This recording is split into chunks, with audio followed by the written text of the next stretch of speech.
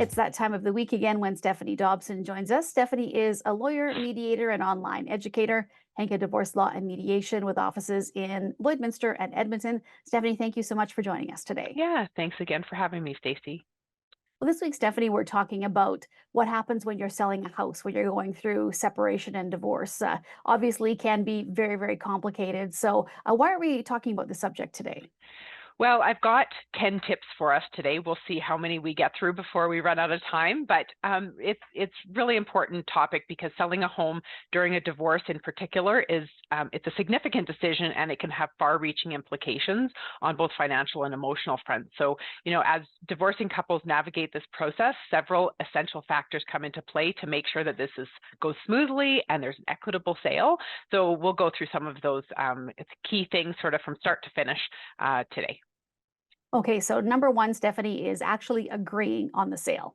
Well, that sounds really easy that we agree that we're going to sell the home, but it's really important to have open and honest communication between both spouses, and agreeing on that decision to sell, first of all, and then the timeline for sale can really help to streamline that process.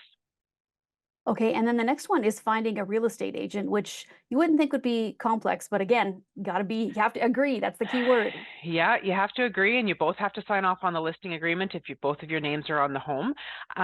There's different real estate agents with different commission structures, different financial structures, so you have to find one that's right for you.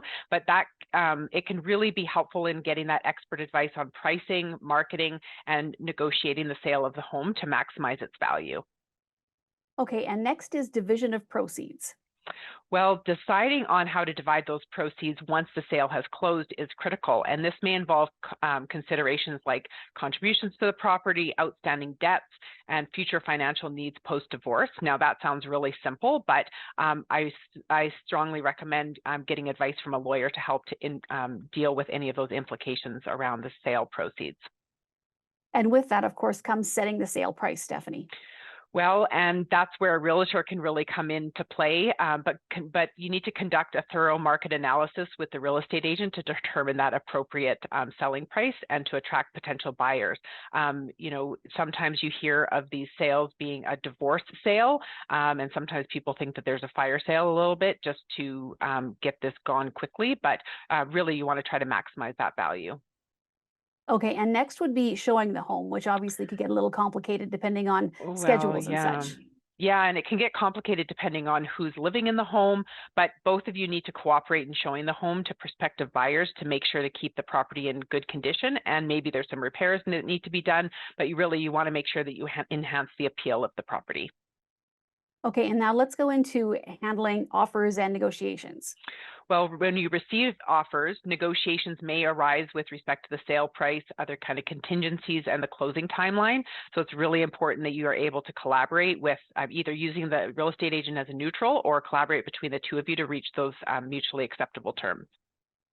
Okay, and let's talk about finalizing the sale because obviously, if you've got two different people involved with two different opinions, could get a little Yeah. dicey.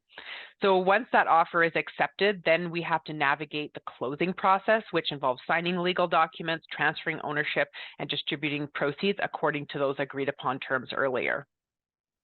Okay, and then future housing plans, which, what comes next after the house is sold. Well, both spouses should consider their future housing needs post-sale. Now, some of it may be that the sale proceeds are tied up in the closing process or in the legal process. So you want to make sure that you're realistic in whether you're able to get those sale proceeds out before the legal process is completed.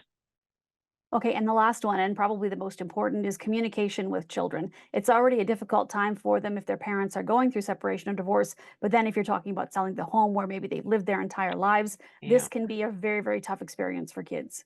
Well, you said it very well, Stacey. For divorcing couples with children, that open communication about the sale of the home can really help the children to adjust to the changes and to understand the transition that's going to happen. And of course, with respect to future housing plans, we want to make sure that they're active and involved in, getting excited about the future housing, so that they don't feel so much of that sense of loss, or that we can help them overcome that sense of loss.